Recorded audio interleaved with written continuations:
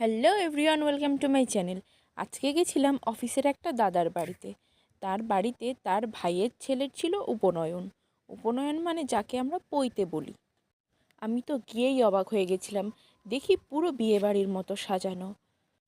দাদার থেকে জানতে পারলাম পৈতেতেও নাকি বিয়ের মতো সব রিচুয়ালস, জল ভরা, বৃদ্ধি, গায়ে হলুদ। ছোট্ট ভাইয়ের সাথে দেখা করেই চলে গেলাম খেতে।